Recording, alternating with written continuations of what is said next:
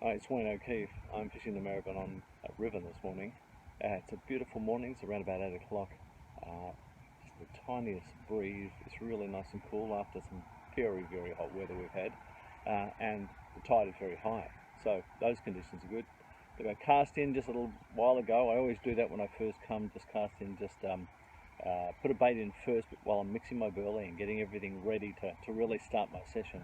And of course the first thing, I got a reasonable bite while I was doing all that stuff, missed it because I wasn't paying attention, but I left it as I prepared everything and got the burly ready. And of course, if you leave things long enough around here, you get these things. Southern sea star, okay, real scourge of the waterway, and they've come and gone, or not gone. Their numbers, I've noticed, sort of rise and fall at times, I think, depending on conditions. And I've had seasons where they've been very bad and other seasons where they're not as bad. But this is an introduced species, introduced in the ballast of Japanese cargo ships that have come over. So when they're taking in water there and releasing water, the babies or whatever it is, the eggs or something like that from these things come out. If you get these things, don't return them. They're not a native, and they are a scourge, an absolute scourge. That's what they look like. Okay, and they pretty much eat everything. So these things need to be removed. Anyway, hopefully more positively, I'll get some fish today. Now, one thing I always do is make sure that I've got plenty of attractants in the water to bring those fish in. And just recently we had a barbecue, we had friends over, we enjoyed some beautiful prawns, shells, the heads, what was left, I put into the freezer, and now I'll put those in my burly. I'll cut up some of this stuff, put it in, so it's in the, you're getting the smells of things, but really it's only shell, there's no food in it at all, but you've got the scent there, and that scent is something that the local fish really enjoy. So putting that in just makes more attraction to your burly and the stuff that you would have thrown out anyway. So it's just reuse, I guess, or recycle. So it works very, very well. And sometimes even if I've had oysters, I might even crush oyster shell and things like that, put those in. So fish heads and scales and stuff, even though, you know, it's the type of thing you'd throw out, but that can add a lot of attracting power to your burly. Always worth putting in there. And sometimes, if I'm fishing and I'm fishing close in, I might put some of that stuff just into a hessian bag or a sort of a net and just put that in the water. That smells from that will attract the fish in as well.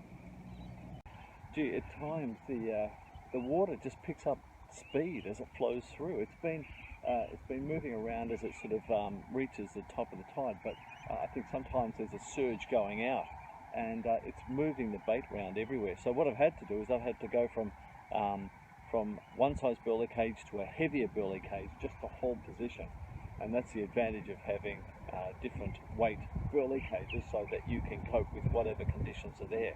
But I'm trying to keep my bait in the same spot because that's where all my burly is, and if the water moves it, then I'm moving away from my target zone. So I was casting to the same spot, burly on the bottom, bringing those fish in, but that doesn't work very well if your bait moves away from it. So you've got to get accurate casting and the right weight to hold you down. The bites are really, really tiny today. I've had one or two good bites, and the rest of the stuff is just belting my bait, not even taking off. There's little tiny hits that I can feel. So I sort of had to hold the rod this day. It happens quite a bit here that the smaller fish come in, and the only way to actually hook them is to hold the rod so that you can actually feel everything that's happening.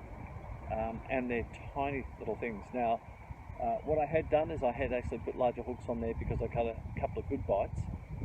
But now all that's happening is that my bait's being shredded every time.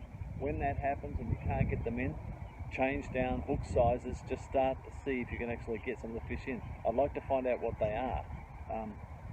It could be mullet, but they feel maybe like it could be small brim, but in order to work out what it is, I think I'll have to go down hook size, see if I can get them to actually swallow that. The burly's brought them in, but hooking them is really hard, which is not unusual. And so now it's a matter of just getting the right hook size and bait size to see if I can get them in. Because every time I bring it in, it's been absolutely shredded and stringy. You know, I'm using pippies, I'm using chicken, using prawn, and they're not even necessarily taking the whole thing, which is interesting because especially on something like prawn, which is really soft, it's easily taken off. So I'll have to experiment a bit, and that's what you have to do when it's really, really tough. So there you see it. That's what they're doing to my bait, and they're just dropping it down to virtually nothing, but not pulling it off the hook. So these are very small fish. I'm going to go down to hook size. I'm going to try my survival kit tackle now, which is a finer trace, a smaller hook, to see if I can get those fish in today. I've been here for about an hour. This has been happening for the time that I've been here. Can't get those fish. I don't have a lot more time here, so I've got to find out at least what it is that is in this water taking my bait. Well, I found out what was taking my bait. It's these little brim. This one and smaller ones are actually coming in. But as you can see, I caught this on my survival tackle, which is this super fine pre-stretched trace, plus a really small hook, size 14 hook. So it took me that to find out what the fish was. Put this one straight back. Now this is something I haven't seen in these waters for a while. This is jellyfish just coming into the shallows, right into the shallows here. I mean, most of the time when I see them, they're not well, but this one looks to be in good order and coming right into the bank. Well, I've got another one, another small one. These are only going to be small fish today. Let's see what this is. This is, yep, another brim. Okay, so this is exactly what's taking the bait. So look, it's a bit of fun now. I've worked out how to catch them, worked out the size of the bait, size of the hook, getting my burly in there. So I have a bit of fun. Put all of these back, of course, but you know, if you rather than go home because you can't catch a fish, you basically go there and catch something, so it makes it worthwhile. Well, there are other types of fish here. This is a little goby, and obviously it's got a big mouth for the size of the fish, but these are tiny little things here. So catching a few of the small stuff today, and I've caught a few brim as well, worked out what to do to get them in, and I guess I am catching fish, so it's not a bad thing. The thing about at least even if there's small ones about, there may be a big one out there somewhere, and you may only be catching small ones at the time, but there is always a chance that the activity of those small ones might bring that lone big fish in. So you've got to be prepared for that.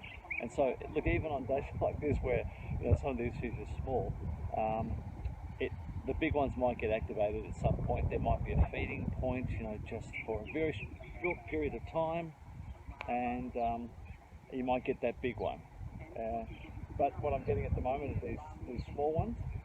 But look, it's still been a bit of fun, and I came here to catch fish. I'm catching fish. Actually, I've got a small trace, a very fine trace on this on my survival gear. So I may not be able to get a big one in, but I've always got a chance. So it can happen. And another one, another small one, sort of coming in fairly regularly now to the burly.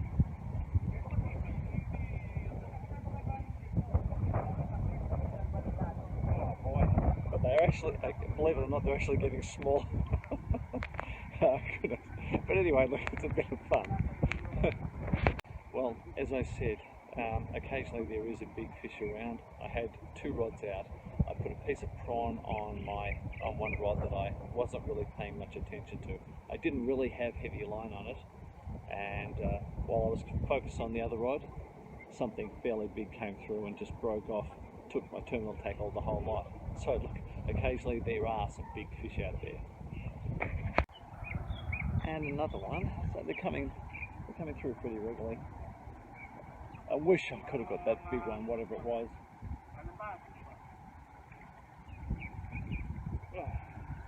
But I have to be satisfied with these. Anyway, it's all good fun. Okay, another little one I think coming in. be another little brim, I'd say, yeah. Okay, well. Yep, that's a little brim. Well, it's turned out to be a beautiful day now, but I think I've caught enough small fish for for one day. Look, it's been good fun working out how to actually hook the fish, working out what fish would take in my bait, getting down on the right gear. That was really good. I mean, obviously the burly brought them in, which is good, and there was also at least one big one out there that broke off the other line. So all in all, it wasn't too bad on a day where it was pretty hard to catch fish. I've just been talking to one other guy down there that hasn't caught anything, and I think it's just largely because his gear was a bit heavy and a bit coarse. He didn't go down in size to actually try and work out what was around. So, look, if you've enjoyed the video, please give us a thumbs up and subscribe.